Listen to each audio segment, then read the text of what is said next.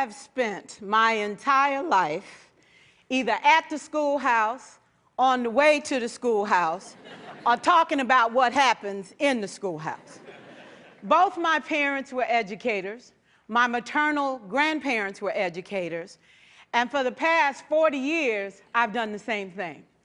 And so needless to say, over those years, I've had a chance to look at education reform from a lot of perspectives.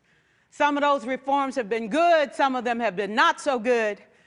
And we know why kids drop out. We know why kids don't learn. It's either poverty, low attendance, negative peer influences. We know why. But one of the things that we never discuss, or we rarely discuss, is the value and importance of human connection. Relationships. James Comer says that no significant learning can occur without a significant relationship. George Washington Carver says all learning is understanding relationships.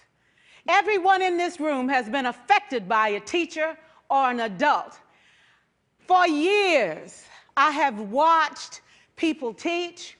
I have looked at the best and I've looked at some of the worst.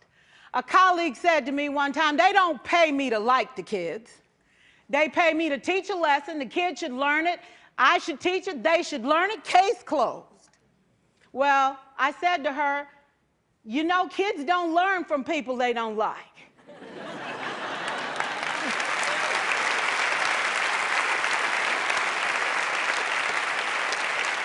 She said, that's just a bunch of hooey.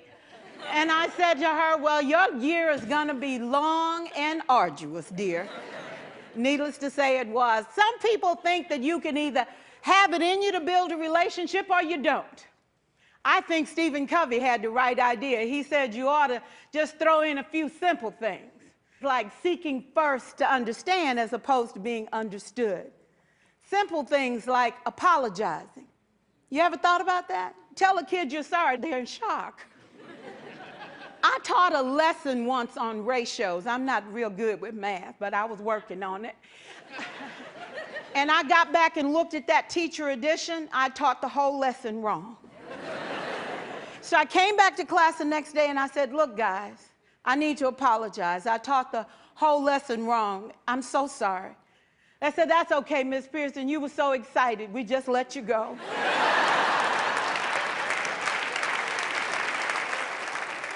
I have had classes that were so low, so academically deficient that I cried. I wondered, how am I going to take this group in 9 months from where they are to where they need to be? And it was difficult. It was awfully hard. How do I raise the self-esteem of a child and his academic achievement at the same time? One year I came up with a bright idea. I told all my students, you were chosen to be in my class because I am the best teacher and you are the best students. They put us all together so we could show everybody else how to do it. One of the students said, really? I said, really? We have to show the other classes how to do it. So when we walk down the hall, people will notice us. So you can't make noise, you just have to strut. And I gave him a saying to say, I am somebody. I was somebody when I came. I'll be a better somebody when I leave. I am powerful and I am strong. I deserve the education that I get here. I have things to do, people to impress, and places to go. And they said, yeah. You say it long enough, it starts to be a part of you.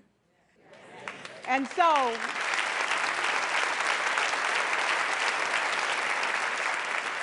I gave a quiz, 20 questions. Student missed 18. I put a +2 on his paper and a big smiley face. He said, Miss Pierson, is this an F? I said, yes. He said, then why'd you put a smiley face?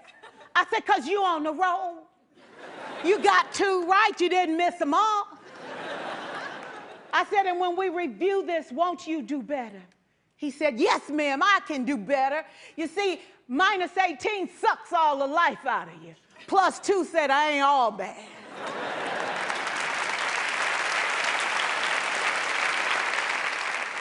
4 years, I watched my mother take the time at recess to review, go on home visits in the afternoon, buy combs and brushes and peanut butter and crackers to put in her desk drawer for kids that needed to eat, and a washcloth and some soap for the kids who didn't smell so good. See, it's hard to teach kids who stink.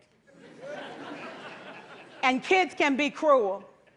And so she kept those things in her desk, and years later, after she retired, I watched some of those same kids come through and say to her, you know, Miss Walker, you made a difference in my life. You made it work for me. You made me feel like I was somebody when I knew at the bottom I wasn't. And I want you to just see what I've become. And when my mama died 2 years ago at 92, there were so many former students at her funeral. It brought tears to my eyes, not because she was gone, but because she left a legacy of relationships that could never disappear. Can we stand to have more relationships? Absolutely. Will you like all your children? Of course not. And you know your toughest kids are never absent. Never. You won't like them all, and the tough ones show up for a reason. It's the connection, it's the relationships. And while you won't like them all, the key is they can never, ever know it. So teachers become great actors and great actresses, and we come to work when we don't feel like it, and we listen to policy that doesn't make sense, and we teach anyway. We teach anyway because that's what we do.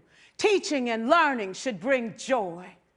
How powerful would our world be if we had kids who were not afraid to take risks, who were not afraid to think, and who had a champion? Every child deserves a champion, an adult who will never give up on them, who understands the power of connection and insists that they become the best that they can possibly be. Is this job tough? You betcha. Oh God, you betcha. But it is not impossible.